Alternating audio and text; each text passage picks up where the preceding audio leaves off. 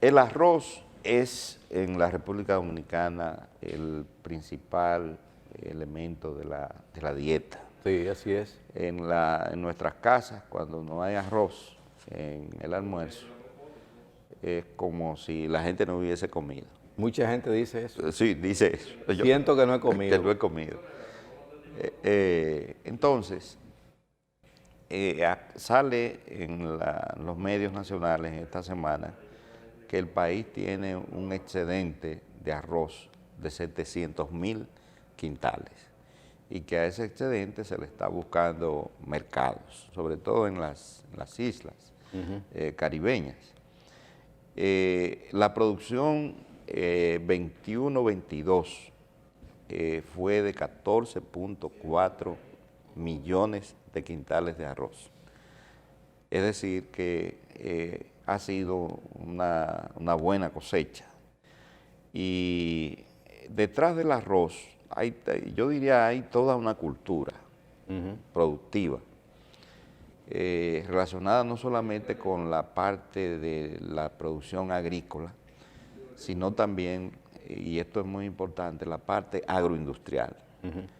La red, una gran red de molinos que procesan el arroz, la agroindustria del arroz.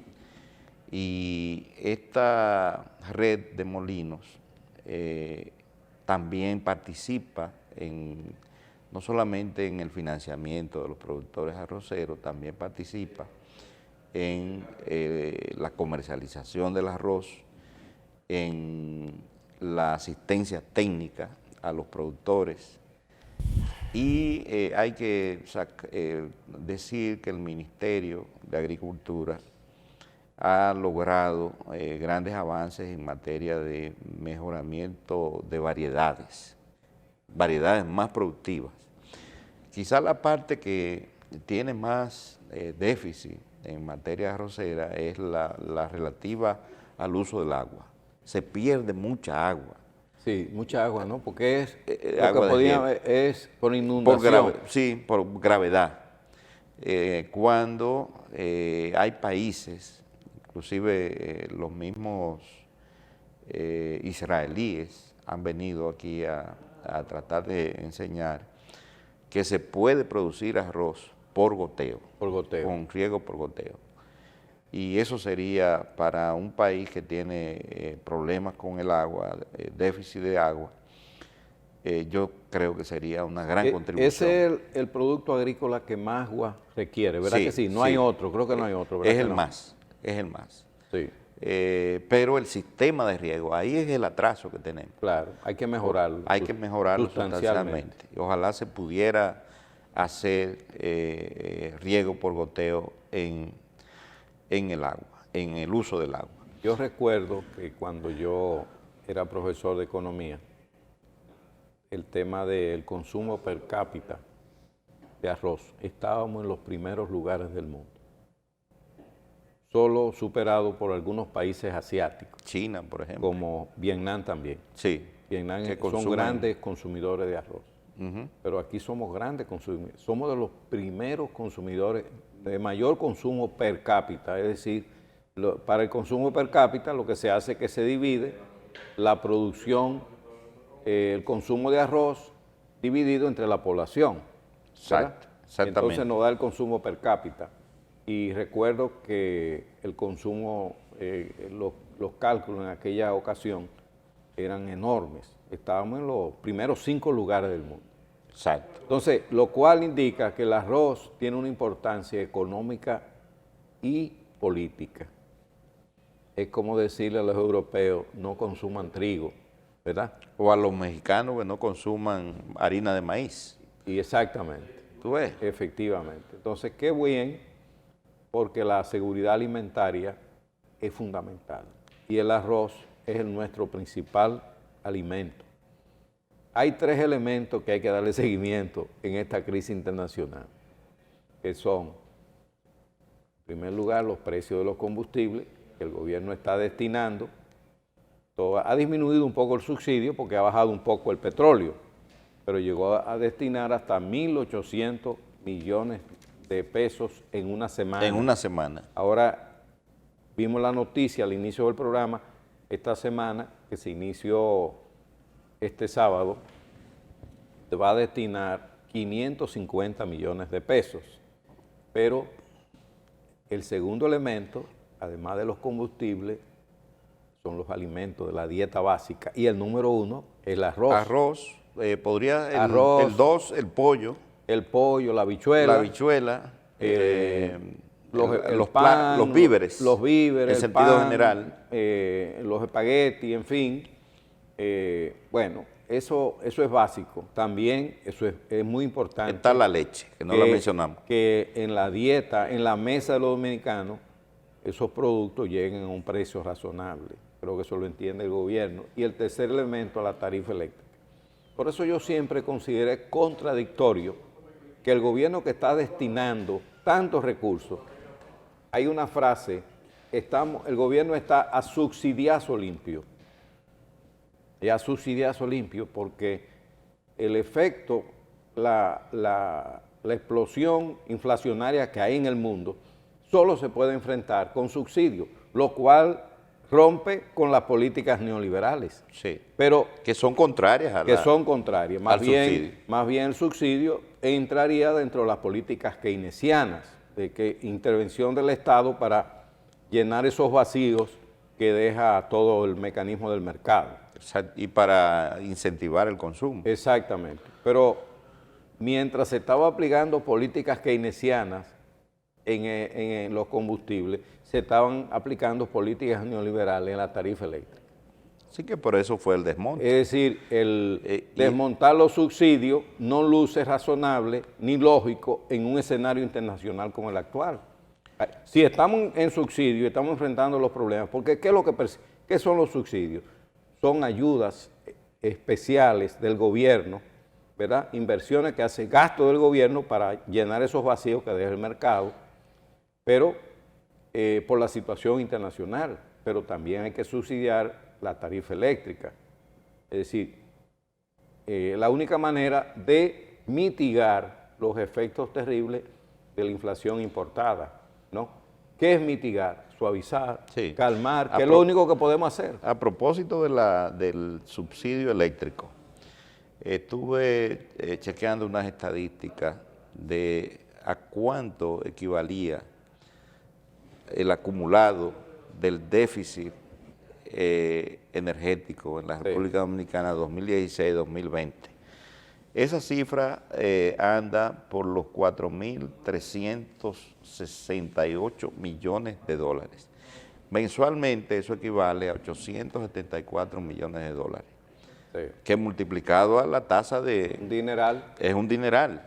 Sí, ese es un problema que viene arrastrado de hace muchos años, ese déficit. En el pacto eléctrico, que en lo esencial es un pacto neoliberal. Totalmente. Pero tiene aspectos que sí pueden recuperarse, Agustín, que es lo que tiene que ver con reducir las pérdidas en las líneas de conexión. Yo creo que eso, es decir, tener una buena gerencia en las distribuidoras, yo pienso que eso es. Pero también está, Radamés, la cantidad de energía facturada, no cobrada. No cobrada. Que anda alrededor del 30%. Y las que se pierden en las líneas de transmisión. Todo eso hay que mejorarlo. Es decir, que también a veces un poco de neoliberalismo es necesario. Es necesario. Y checar el tema... No podemos caer en posiciones dogmáticas.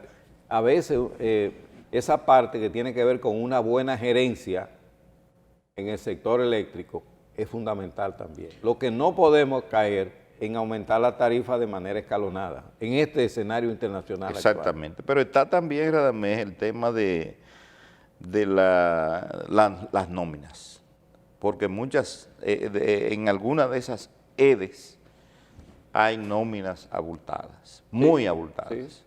Sí. Y el tema de las escalas salariales, que al parecer es una práctica en muchas de las instituciones del Estado, tanto centralizadas como descentralizadas, que ellas mismas fijan sus políticas salariales. Lamentablemente. Y eso no debe seguir permitiendo. Parece ser, hay un amigo nuestro que es Wilfredo Lozano, que escribió un libro que insiste que tenemos una democracia clientelar. Parece que el clientelismo llegó y va a ser difícil que podamos desmontarlo. Muy Parece difícil. Que es muy difícil, porque lo que abogamos por la eficiencia, por una eficacia gerencial, se enfrenta siempre con que hay que meter determinados compañeros ahí para que no creen un lío, porque uno de los elementos de más conflicto es la protesta, porque no se han metido dirigentes en el gobierno. Eso ocurre en todos los gobiernos. Entonces, aparte de que los gobiernos anteriores dejaron también enquistados mucha gente. Más de 80,000 que están supuestamente en la carrera administrativa. Sí. Y esa gente no puede sacarse. No se puede sacar. No se pueden tocar. Bueno. Entonces, ese es un aspecto también delicado. Por otro lado, la FED, que es lo mismo que el Banco Central en los Estados Unidos. La Reserva Federal. La Reserva Federal, de nuevo, acaba de aumentar la tasa de política monetaria para tratar de contener la inflación en los Estados Unidos. El alza fue de 0.75, que eso es muy significativo. En los Estados Unidos ya van 2 veces aumentada a 0.75. Eso es altamente significativo. No se ha podido. Parece que a pesar de esos aumentos sucesivos en la tasa de política monetaria, no se ha podido contener la inflación en los Estados Unidos y en el mundo, porque lo que está haciendo la FED lo está haciendo el Banco Central Europeo y lo está haciendo el Banco Central de la República Dominicana, no necesariamente en las mismas proporciones, pero en ninguno de esos escenarios todavía la inflación no ha cedido. En Estados Unidos hay una lucha contra la inflación. El gobierno de Joe Biden está haciendo esfuerzos por reducir la inflación, por razones económicas, pero también por razones políticas. Hay elecciones al Congreso, tanto el Senado, se va a cambiar una parte, el Senado y la Cámara de Representantes, que es lo que le llaman el Congreso. El Congreso. Y entonces el gobierno quiere, que encabeza Joe Biden, quiere que se reduzca la inflación, porque una reducción de la inflación podría irle mejor en las elecciones de noviembre, las elecciones congresionales en Estados Unidos. Pero hasta ahora no han tenido éxito. Esta semana volvió otra vez el segundo trimestre de crecimiento negativo de la economía, aunque pequeño. Ya se habla de una recesión técnica en Estados Unidos. Vamos a ver qué va a pasar en el tercer trimestre, pero ya se considera que cuando 2 trimestres consecutivos la economía hay una disminución de la actividad económica, entramos en una especie de recesión técnica, es decir, una disminución de la actividad económica. Eso no es buena noticia para nosotros, porque estamos muy asociados a la economía norteamericana. De todas maneras, es muy temprano para evaluar qué efecto tendrá esa recesión técnica en la economía dominicana. Si son 3 trimestres sucesivos, ya es recesión. Sí, se declara como recesión. Ya como una recesión, sí. Y ojalá que no se llegue a depresión, porque ya la depresión es un descenso de la producción, o sea, negativo, totalmente negativo. Bueno, vamos a una pausa y regresamos.